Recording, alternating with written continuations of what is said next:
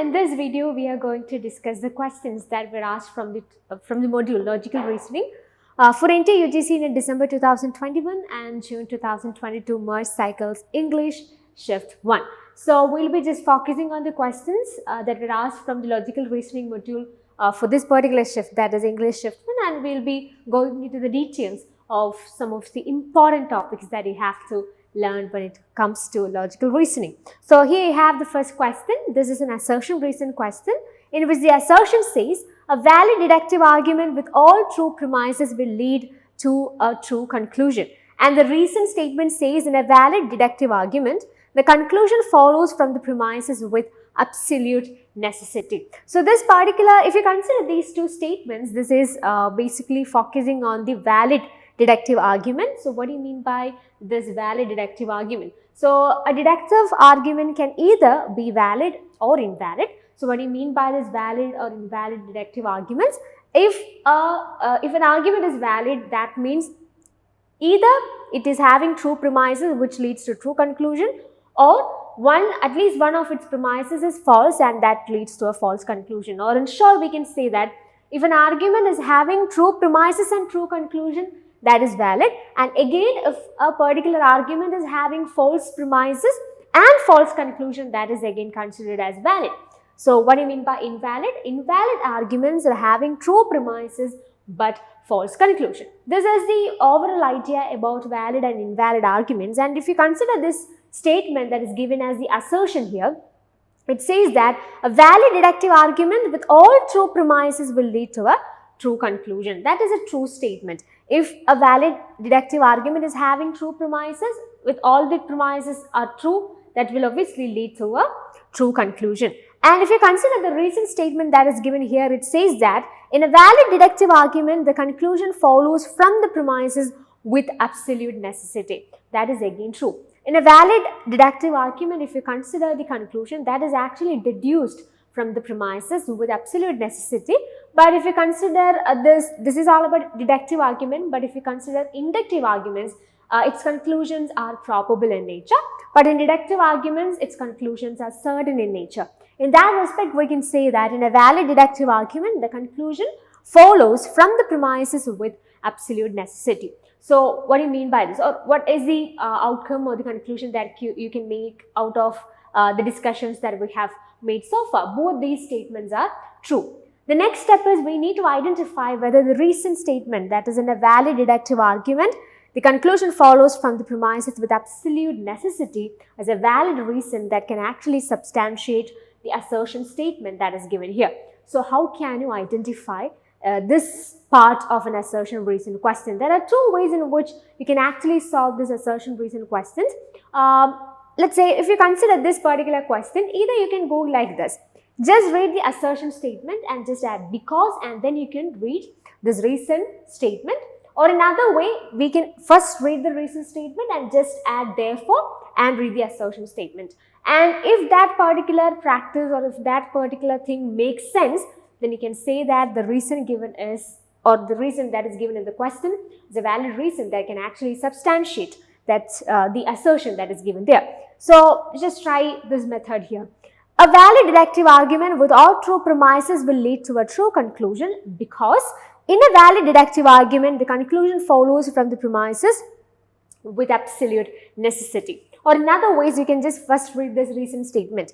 In a valid deductive argument, the conclusion follows from the premises with absolute necessity. Therefore, a valid deductive argument with all true premises will lead to a true conclusion. If you use either of these methods, you can actually figure out whether these two statements are connected or not. Okay, so while we read it in that sense, we can say that both these statements are true and they are connected as assertion and reason as well. In that respect, we can say that both A and R are true and R is the correct explanation of A, that is option A. So the right answer for this question is obviously option A.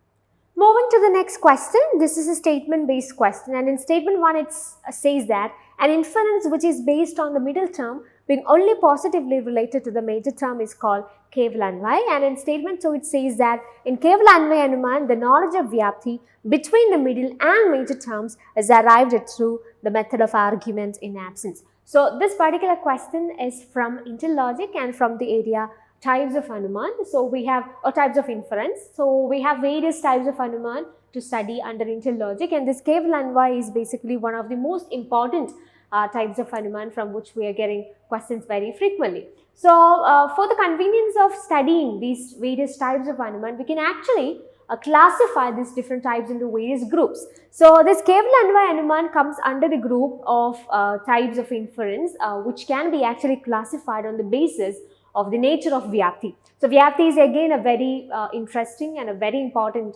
concept that we have to learn. And if you consider this particular Anuman that is given here, it is termed as Kevalanvayi Anuman. So what is Kevalanvayi Anuman? When Vyapti between the middle and the major term is derived from uniform agreement and presence alone, it is called Kevalanvayi Anuman. So we can say that this Vyapti is the universal relationship between the middle term and the major term of a particular argument. We have already done a video on this Kevalanvayi Anuman in detail, and the link of that particular video is given in the description box. So you haven't watched that particular video, just go and watch it and then come back to this particular session so you can have a very good idea about what this type of inference Kevalanvayi Anuman is all about. So if you consider Vyapti in Kevalanvayi Anuman, we have already said that Kevalanvayi Anuman is a part, or it is actually a type of Anuman which can be classified on the basis of the nature of Vyapti. So Vyapti is a relationship between the major term and the middle term of a particular argument or an inference, and in this particular Anuman, the Vyapti is basically derived from uniform agreement in presence alone. That means if you can say it as the Hetu is positively related to the Sadhya. That means wherever there is smoke, there is fire. This is actually a positive relationship between the smoke and the fire. So if you see smoke somewhere, you will say that there is the presence of fire, right? So this kind of a positive relationship between two terms, especially the middle term and the major term of a particular argument or an inference or a particular statement like this, will actually lead you to the inference of the presence of fire. When you see smoke, you will actually conclude that okay, there is presence of fire there, because the smoke and the fire is actually having a very or it is universally concomitant, or they have a universal relationship. That's why we can infer the presence of fire when we are seeing the presence of smoke, right? So this positive relationship between the Hetu and the Sadhya, or the middle term and the major term, is what actually leads to a particular inference that can be called as Kevalanvayi Anuman. And I have just given an example also here. That means all knowable objects are nameable. The pot is a knowable object, therefore the pot is nameable. So we can actually make a connection here between the terms knowable and nameable. So if you know something, you can actually name that thing. If you can, or if you know the name of a particular thing, that means you know that particular thing. So this particular terms knowable and nameable, they are positively related to each other, right? So that is what actually leads you to a conclusion that is given here as the pot is nameable. All knowable objects are nameable. That is a connection between knowable and nameable. It's a positive affirmative kind of a relationship. So all knowable objects are nameable, and you know a pot is a knowable object, so you call it as a pot, you know the name as well. So this kind of a positive relationship is what, or if you, let's say, if this kind of a positive relationship is what leads you to a conclusion or an inference, you can call it as Kevalanvayi Anuman. I have already mentioned that if you haven't watched the video on Kevalanvayi Anuman, which we have already done in this particular channel, you can just go and watch that particular session. That will make this idea more clearer. Coming back to the question that is given here, statement 1 says an inference which is based on the middle term being only positively related to the major term is called Kevalanvayi. That is true. That is what we have seen there. Statement 2, in Kevalanvayi Anuman, the knowledge of Vyapti between the middle and major terms is arrived at through the method of argument in absence. That is wrong. It's not the method of argument in absence. It is a method of argument in presence. If one is present, the other one is also present. That is how we establish the Vyapti, or the relationship between the middle term and the major term in Kevalanvayi Anuman. So this argument in absence is something different. That is Keval Vidraki Anuman. It's completely a different type that you can consider in this particular classification. In that respect, we can say that statement 1 is true, but statement 2 is false, or it's incorrect. In that respect, we can say that statement 1 is true, but statement 2 is false, is option C. So the right answer for this question is obviously option C itself.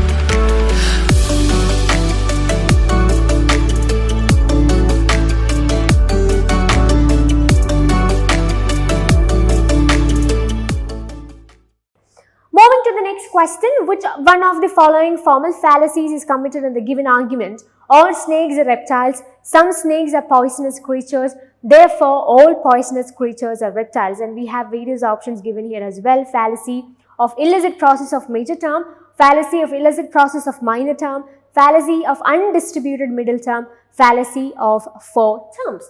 Okay, so if you consider the argument that is given here, you can say it is given as all snakes are reptiles, some snakes are poisonous creatures, therefore all poisonous creatures are reptiles. So this formal fallacy is something that you have to look at very carefully when you are preparing for your next NET exam, because they are exploring this particular area so much so that in the past 2 exams they have asked questions from this particular topic in every shift. So if you are preparing for your paper 1 in NTA NET, and if you are learning logical reasoning or you are concentrating on the topics under logical reasoning, please list down this topic as well. Types of formal fallacies, a very important topic that you have to consider. Under this particular topic, we have various types of fallacies as well. We have illicit major, illicit minor, the fallacy of undistributed middle. So then we have exclusive premises, the fallacy of there are a lot of types of fallacies you have to consider here. Okay, so in order to know what is the problem that happened here in this particular argument that is given here, we need to understand the structure of an argument, the various terms, the various premises that are there in the argument, and also we need to understand the concept of distribution as well. So just focus on this particular argument that is given here. All snakes are reptiles. All snakes are reptiles is a universal affirmative kind of a proposition. Then we have some snakes are poisonous creatures. It is particular affirmative. And finally the conclusion, all poisonous creatures are reptiles, is again a universal affirmative proposition. So if you consider this argument, we have 2 premises and a conclusion. These are 3 different propositions, whereas these 2 are premises and this one is a conclusion. And this is your major premise, this is your minor premise, and the last one is your conclusion. And again, if you consider the conclusion here, the subject of the conclusion, all poisonous creatures are reptiles, right? This subject of the conclusion can be called as the minor term, and the predicate of the conclusion, reptiles, can be called as the major term. So this minor term, poisonous creatures, this is a minor term of this particular argument. Why? This is the subject of the conclusion. The subject of the conclusion is known as the minor term, and the premise in which this minor term is present can be called as the minor premise. And reptiles is your major term because that is the predicate of the conclusion, and this predicate of the conclusion or the major term is present here in this premise, therefore this premise is known as the major premise. And again, if you consider these different premises and the conclusion that are given here, and if you associate the idea of distribution here, we have universal affirmative proposition given as the major premise, and in the universal affirmative universal affirmative proposition, which is the term that is distributed, it is the subject term. So subject term is what is distributed in the universal affirmative proposition. That's why I have marked the snakes in red color so that you can understand it. And if you consider some snakes are poisonous creatures, this is a particular affirmative premise or that proposition. It's a particular affirmative proposition, and if you consider particular affirmative, neither the subject nor the predicate will be distributed. None of the terms will be distributed in particular affirmative. And again, your conclusion is again this same kind of proposition. It's universal affirmative again. So obviously in universal affirmative, it is the subject term that is distributed. So that's why I have just marked these 2 terms as in red so that you can easily understand the idea of distribution here. So what is the problem here? So we have identified a lot of ideas here, and we have already done videos on this different terms, this different premises. We have done a video on that, and also we have done a video on 2 of the most important formal fallacies, that is illicit major and illicit minor. So all those videos will be available or the links of those videos will be available in the description box. So you can just go and watch it so that you will get a very good idea about what I have said so far. Okay. So considering this particular argument here, if you consider this particular this particular fallacy that is given, what is it meant or what is it meant here in the illicit minor. Illicit minor is a formal fallacy committed in a categorical syllogism that is invalid because its minor term is undistributed in the minor premise but distributed in the conclusion. So, which is the minor term here? Minor term is the subject of the conclusion. So, minor term is poisonous creatures. This poisonous creatures is undistributed in the premise, in the minor premise, but it is distributed in the conclusion. If a particular term is undistributed in the premise, it should be undistributed in the conclusion also. That is the rule. But what happens here? This poisonous creatures is the minor term in this particular argument, and that particular minor term is undistributed in the minor premise, but it is distributed in the conclusion. So, the minor term is undistributed in the minor premise but distributed in the conclusion, and this is actually an error. It's a fallacy, and this fallacy can be termed as illicit minor. So, as I have already mentioned, we have done a very detailed video on illicit major and illicit minor in this particular channel itself, and the link of that particular video is given in the description box as well. So, if you haven't watched that particular session, just go and watch that particular video, and please make sure that you know the idea behind this particular fallacy, that is illicit minor, and that's in that session itself I have just mentioned the idea of distribution as well. So, you will get a very good idea about that as that too in that particular session. In that respect, we can say that the right answer for this question is option B, that is fallacy of illicit process of minor term, that is option B. Moving to the next question, this is a match the following question. In list 1, we have the square of opposition, various conditions of the square of oppositions, and in list 2, we have the resultants and as well. So, square of opposition is a very important area from net point of view. It's a very important area, and also it's an easy area if you have if you learn the various concepts that are associated with it. If you don't know the idea of square of opposition, it will be really difficult as well. But if you put a little bit of effort and try to learn it, it's a very easy area for you, and you can score marks for this as well. So, what is given here? We have various conditions that are given here. So, if you consider square of opposition, this is basically a diagrammatical representation of the relationship between the 4 different types of proposition. We have the universal affirmative, universal negative, particular affirmative, and particular negative prepositions. Universal affirmative is termed as A type, universal negative is E type, particular affirmative is I, and particular negative is O. So, considering this particular idea of square of opposition, there are 2 important perspectives in which we need to study this. First and foremost thing is the various terms that can be associated with this idea. That is, if you consider universal affirmative and universal negative, A and D preposition, the relationship between these 2 prepositions can be called as contrary. And then we have this particular affirmative and particular negative, and they can be called as subcontrary. So, these kinds of terms are very important, and also we need to have a very good idea about the nature of relationship between these different terms or these different prepositions that are given here as well. So, if you consider the question that is given here, the first option is A being given as true. If A is true, if you consider the resultants, we have only O and I mentioned here. So, what we have to do here is we need to understand, or we have to identify, if A is true in the square of opposition, what will be the condition of O and I. That's only the thing we have to consider. So, we have already done a video on square of opposition, the basic ideas of square of opposition, and a very detailed video on how to solve the match the following questions, like these kinds of match the following questions from square of opposition as well. So, those 2 videos are very important if you are learning this square of opposition, and if you don't know the idea of square of opposition, you can just go and watch the video on that particular basic ideas. And also, if you are struggling, even if you know the basic ideas of square of opposition, there are a lot of students who are really struggling in answering the match the following questions that are being asked from this particular area. So, we have done a very particular video on how to solve the match the following questions from square of opposition as well. So, the links of those 2 videos are also available in the description box, so you can just check it out if you haven't watched it yet. So, consider this question that is given here, A being given as true. So, if you consider the square of opposition, A is universal affirmative.